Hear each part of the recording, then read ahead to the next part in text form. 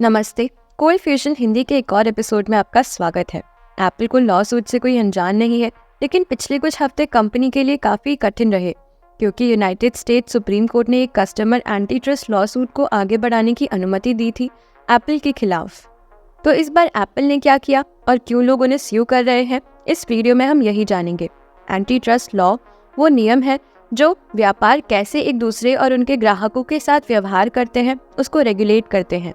Anti trust laws का मुख्य उद्देश्य निष्पक्ष प्रतिस्पर्धा को बढ़ावा देना है। ये मुख्यतः रोकने के लिए होता है कि कोई मोनोपोली ना बन जाए या कंपनीज बाजार का अधिक हिस्सा न ले ले और अपनी शक्ति का दुरुपयोग ना करे। समस्या ये है कि कुछ लोग एप्पल के खिलाफ तर्क कर रहे हैं कि उन्होंने अपने ऐप स्टोर और एप्पल डिवाइस जैसे आईफोन्स में एक मोनोपोली बना दी है। अगर आपको कोई ऐप डाउनलोड करनी है तो अभी के लिए सिर्फ एक ही तरीका है, वो है एप्पल ऐप स्टोर के थ्रू। यहाँ ऐप के डेवलपर्स एक वार्षिक लिस्टिंग शुल्क भरते हैं और एप्पल को उनके ऐप की बिक्री पर 30% कमीशन देते हैं। तो जब आप बिना ऐप स्टोर के ऐप नहीं खरीद सकते, तो ये दावा किया जा रहा है कि एप्पल अपनी शक्ति का दुरुपयोग कर रहा है आपको ऐप्स के लिए 30% अधिक भुगतान करने के लिए, जो आपको अन्यथा डेवलपर्स से सीधे बेचने की अनुमति मिलने पर होता है। एप्पल को पिछले 8 साल से कस्टमर्स से same class action law suit का सामना करना पड़ रहा है। कंपनी का मुख्य डिफेंस ये कह रहा है कि वो सिर्फ डेवलपर्स से कंज्यूमर्स के बीच का मध्यस्थ है। एप्पल ने तर्क किया है कि अगर कंज्यूमर्स को मूल्यों से समस्या है तो वो डेवलपर्स के पास जाए जो मूल्य को निर्धारित करते हैं। लेकिन सुप्रीम कोर्ट में 5 से 4 वोट में जहां ब्रेट कैवेनॉग निर्णायक वोट थे, कोर्ट ने लॉ सूट को आगे बढ़ाने की वोट दी। कैवेनॉग ने कहा कि प्लांटिफ्स ने ऐप्स को सीधे एप्पल से खरीदा और इसीलिए वो डायरेक्ट परचेजर्स है। संक्षिप्त में ये कहता है कि कंज्यूमर्स एप्पल के खिलाफ जा सकते हैं। मुकदमा और फैसला होना अभी भी बाकी है और लीगल एक्सपर्ट्स मानते हैं कि इसका समाधान होने में 3 साल लग सकते हैं। लेकिन जब यूनाइटेड स्टेट्स की सबसे उच्च कोर्ट ने लॉसूट्स के साथ आगे बढ़ने का फैसला किया, तो ये एप्पल के लिए अच्छी संकेत नहीं है। शायद इस वजह से एप्पल के शेयर प्राइस में गिरावट आई। तो सब कुछ छोड़कर अगर एप्पल इस केस में हार गया तो इसका क्या मतलब होगा? शायद ये हो सकता है कि एप्पल को 2007 से जब आईफोन लॉन्च हुआ था, तब से सभी आईफोन्स ऐप्स पर पार्शियल रिफंड्स देना पड़ेगा। इसे बिना कहे समझ लिया जाए कि ये एप्पल के कैश फाइल में बड़ा डेंट डालेगा।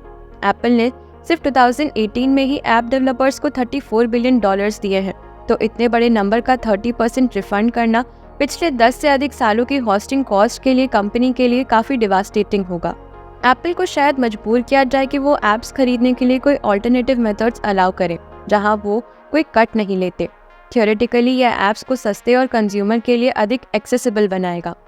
अगर एप्पल हार गया तो ये अन्य टेक प्लेटफॉर्म्स के लिए प्रेसिडेंट सेट कर सकता है, जो सिमिलरली स्यू हो सकते हैं, और ये पूरी टेक सेक्टर्स पर नॉक ऑन इफेक्ट डाल सकता है।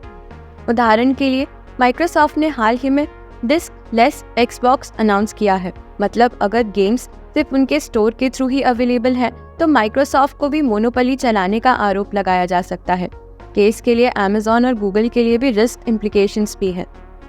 लेकिन अगर एप्पल जीत भी गया तो सुप्रीम कोर्ट ने प्लेटफॉर्म्स के खिलाफ एंटी ट्रस्ट लॉसूट फाइल करने में एक बड़ी रुकावट हटा दी है। इसका मतलब ये हो सकता है कि भविष्य में और अधिक सूट्स हो सकते हैं। इस केस के आउटकम के बावजूद इस लॉसूट से टेक के लैंडस्केप बदल सकता है। दूसरी तरफ पॉलिटिक्स में और पब्लिक में कई आवाजें सुनी गई हैं जो बड़े टेक कंपनीज के ब्रेकअप के लिए बोल रही हैं।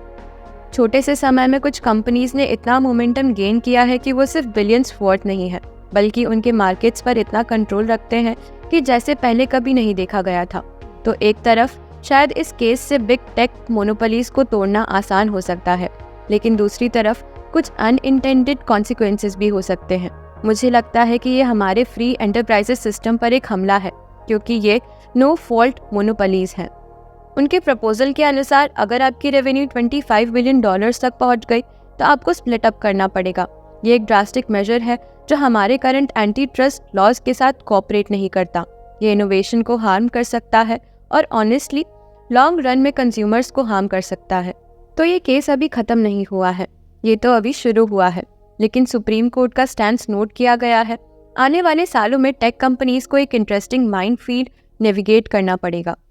उनको अपने कॉम्पिटिटर्स से लड़ना पड़ता है और साथ ही साथ पब्लिक ट्रस्ट भी मेंटेन करना पड़ता है। ये एक कठिन रेखा है जिसे चलाना पड़ता है।